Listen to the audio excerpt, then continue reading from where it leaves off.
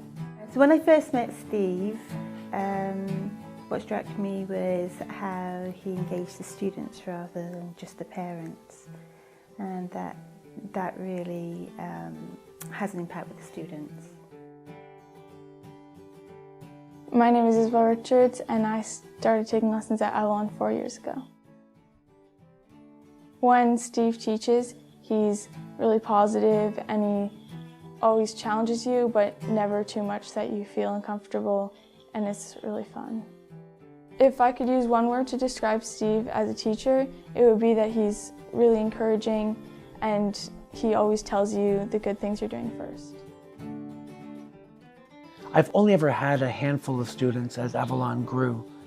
These were advanced kids who I took from a young age, and then as time went on, we could do advanced soloing and high-level Royal Conservatory classical grades. That's why I love teaching them. They're good kids. I used to be more hands-on in the day-to-day operations, but that was before my diagnosis. It was the end of September 2013, a regular morning. I drove the kids to school, pulled in the driveway, and my leg was sore. By the time I looked at it, my entire leg had gone purple. Now, my wife is a neonatal nurse, and she took one look at my leg and said, "You've got a blood clot." After the CAT scan, the doctor showed me a nice kidney bean-shaped kidney on my left, and right where the other kidney should have been was a great big black mass the size of a grapefruit. He said, "This is a tumor. It's stage 3, which is pretty nasty. Stage 4 means it's metastasized or that it's spread." So it had not spread, thank goodness. So he said, "You need surgery within a week or 2. We're going to open you up and take it out." A couple of days later, I met with my urologist. So he said, "Well, there's a 40% chance that you won't wake up from the table because there's a huge blood clot here. And when we remove the tumor," he said, "the blood clot might shoot up into your heart, and there's nothing we can do other than to watch you die." He said, "So you need to update your will, get your affairs in order, maybe work on your bucket list." It's a pretty messed up time.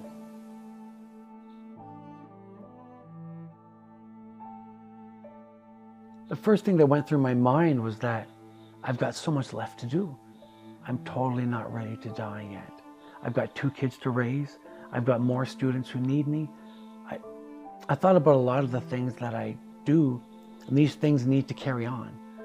That said, things are largely out of my control, so I just have to accept what comes, you know. My wife Isabel and I decided to spend one day only preparing for death. And we did. My brother's a lawyer, so we updated my will. I gave power of attorney to my wife, and then came the music school. When I found out about Steve not being very well, I actually found out from Steve's sister.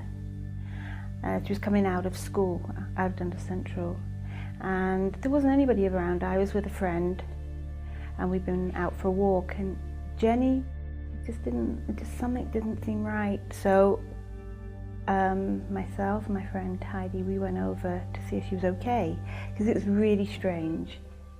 And I can remember asking her, and she said, "Oh, it's okay, it's nothing anyone can help with." And I said, "Well, problem shared is problem halved."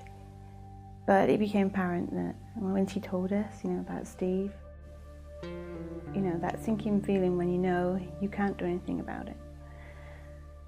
And so we just, she smiled, managed to smile. No, she didn't feel like it. And Heidi and I walked away, and we decided that we had to do something. I said, "Who's going to be taking care of the office?" And she said, no one's been in the office for ages. And we were both worried. So she was between jobs at the time, and she said, "I'm going to go in there, I'm going to speak to him." And she did, and so she volunteered for a while, I think a couple of months, where she got a new job. And so we regularly caught up with each other about how things were going, and so I cleared some of my schedule down, and I came every day, but I could only do an hour and a half. And I fell in love with Avalon. You can't help but fall in love with working in a job like this. And teachers are so amazing, and the amount of positivity here is incredible.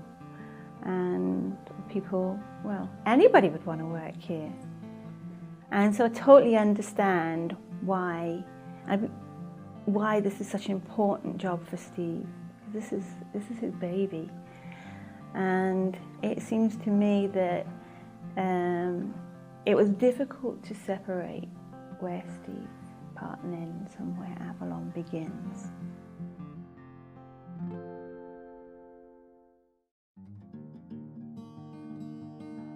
So up until the time that we started filming this documentary, I was waiting to figure out what to do next. And the first day we sat down, and had just gotten my name in to receive a new cutting-edge treatment. The thing is, I have conversations with cancer patients all the time, because the one thing I try to convey to people above all is that after all the meds and everything, you have to have a positive attitude.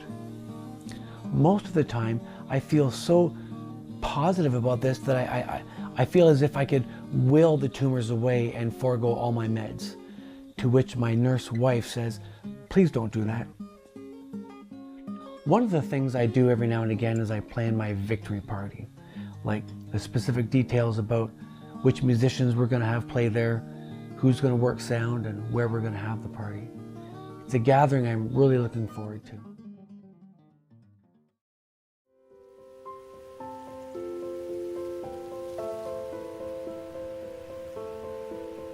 As for Avalon Music Academy, they're in good hands. With Helen and all the dedicated teachers who love what they do, Avalon will continue to be a place where kids can fall in love with music, just like I did.